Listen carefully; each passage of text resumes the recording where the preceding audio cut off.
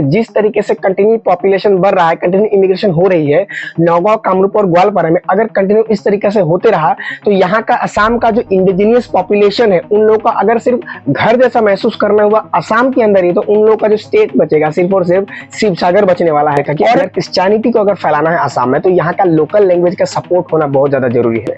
इसके बाद क्या हुआ, 1836 में ऑफिशियली जो बंगाली लैंग्वेज था उसको असम का ऑफिशियल लैंग्वेज डिक्लेयर कर दिया गया। असम को और बंगाल को डिवाइड कर देना चाहते थे on the basis of religion. United Bengal is a big force, to rule India you have to divide Bengal. जो असम है, असम के अंदर ढाका, राजशाही, छत्तीसगढ़ को ला दिया जाए। और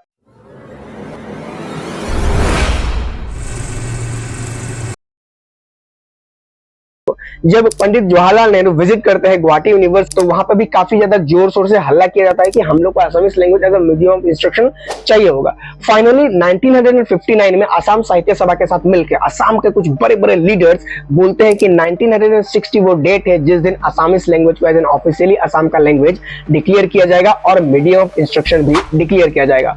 बहुत ह्यूज प्रोटेस्ट होती है और इतना ज्यादा प्रोटेस्ट होता है कि उस समय की डेट पे जो बिमल प्रसाद चलिया रहते हैं, जो कि सीएम रहते हैं, वो एक बिल पास करवाते हैं लोकसभा में 10 अक्टूबर 1960 को, और 24 अक्टूबर 1960 को ये बिल पास हो जाता है और असमीज को as an official language declare किया जाता है। लेकिन इसके कारण यहाँ की जो माइनॉरिटी थी वो काफी ज्यादा प्रॉब्लम फेस करती है। बहुत सारे कार्बी लोग, बहुत सारे बंगाली लोग और अलग अलग लोग बोलते हैं कि यहाँ के जो सीएम है सिर्फ और सिर्फ अपने उस असमीज लैंग्वेज को देख रहे हैं, जिसके कारण उन लोगों को काफी ज्यादा प्रॉब्लम फेस करने को मिल रहा है। और अब उन लोगों के मन के अंदर एक दरार सा पैदा होने लगा था और वो लोग अपना एक सेपरेट स्टेट बनाने पर तुल गए थे। और ये एक न्यू था जिसके कारण धीरे धीरे असम का जो एरिया था, जो टेरिटरी था, वो डिवाइड होने लगा और धीरे धीरे असम प्रॉब्लम फेस करने लगा। इसको काउंटर करने के लिए 1961 में जो कि बराक वैली है उधर बहुत सारे लोग इकट्ठे होते हैं, बहुत सारे बंगाली पीपल इकट्ठे होते हैं, बंगाली भाषा संघ समिति के अंदर इकट्ठे होते हैं और ह्यूज प्रोटेस्ट करते हैं। और 1961 को सिलचर पुलिस स्टेशन के सामने जब प्रोटेस्ट होता है तो उसमें लगभग 11 प्रोटेस्टर की जान चली जाती है।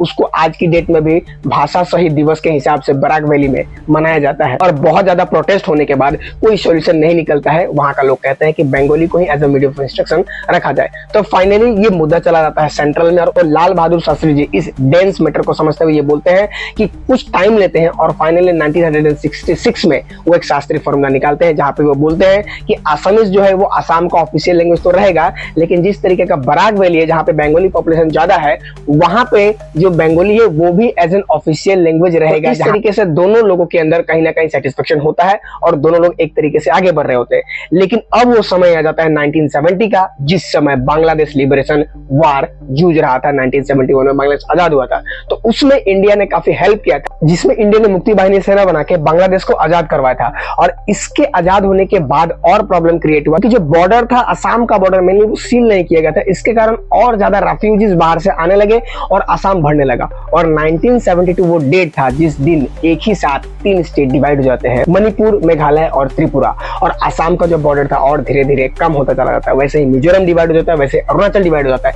और अब जो पॉपुलेशन था असम का वो कम हो चुका था और इमिग्रेशन का जो पॉपुलेशन था वो काफी ज्यादा बढ़ चुका था। और इसके कारण यहाँ के लोगों के अंदर और ज्यादा प्रॉब्लम फेस करने को मिल गया और यहाँ के लोग ज्यादा डेंस हो गए अपने लैंग्वेज और अपने कल्चर को लेके। तो इस तरीके से सिचुएशन आगे बढ़ते चला जाता है और मंथ आता है जुलाई 1979 का। इसमें मंगलदोई लोकसभा कॉन्स्टिट्यूएंसी के हीरालाल पटवारी जो कि एमपी रहते हैं उनकी डेथ हो जाती है। और उनकी डेथ होने के बाद ये बात पता चलती है कि वहां के जो लोकसभा कॉन्स्टिट्यूएंसी है उसमें कुछ इलीगल वोटर्स आ चुके हैं और वो इस 1980 में होने वाले इलेक्शन में वोट देंगे। और ये ट्रिगर करता है असम के सबसे बड़े मूवमेंट जिसका नाम होता है असम एजिटेशन। और फाइनली अगस्त के अंदर असम एजिटेशन एक आग बढ़ जाता है और सारे लोगों के अंदर ये क्रांति ला देता है। और इसको जो स्टार्ट करने का न्यू दिया था वो दिया था आसू और AAGSP ने। अब आसू क्या है, 1960 में असम छात्र सम्मेलन जो बना था उसको 1940 में तोड़ के 2 हिस्सों में बांट दिया गया था। एक हिस्सा था ऑल असम स्टूडेंट एसोसिएशन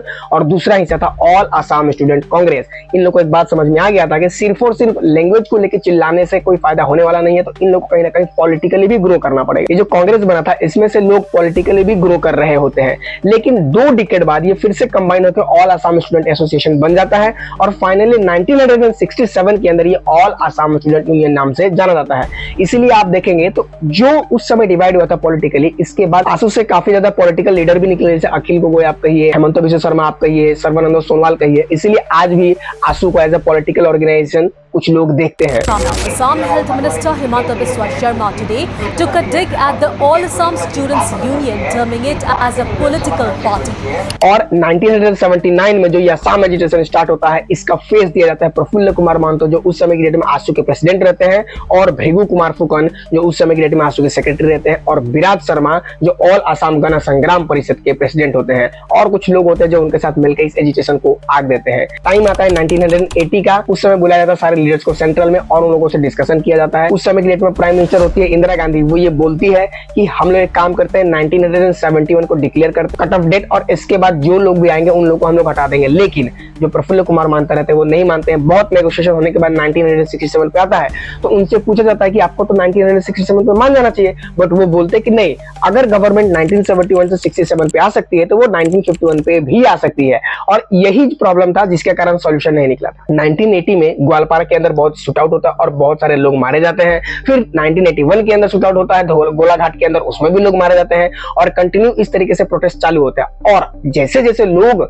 शहीद हो रहे थे, उसके बाद ये एजिटेशन रुकने का नाम नहीं ले रहा था। अब ये एजिटेशन लॉयर्स में, इंटेलेक्चुअल्स में, वुमेन्स में, सारे लोगों में पहुंच गया था। इनफैक्ट ये अब स्टेट का नहीं, ये अब सेंटर का हो गया था। जहां जहां आसामीज लोग रहते थे, जिस यूनिवर्सिटी में आउट ऑफ असम लोग पढ़ते थे, वहां पे भी इसको लेके प्रोटेस्ट होने लगा। और सिर्फ यहाँ के लोग नहीं, और अब धीरे धीरे बाहर के लोग भी जुड़ने लगे, और ये प्रोटेस्ट एक आग लेने लगा। और सबसे ज्यादा प्रॉब्लम तो तब हुआ जब 1983 में नीली मैसेकर हुआ।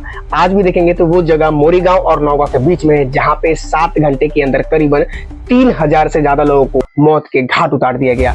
असम के एक छोटे से गांव नीली के पास 1800 लोगों को भीड़ ने इकट्ठा होकर मार डाला। गैर सरकारी आंकड़ा 3000 मौतों का है।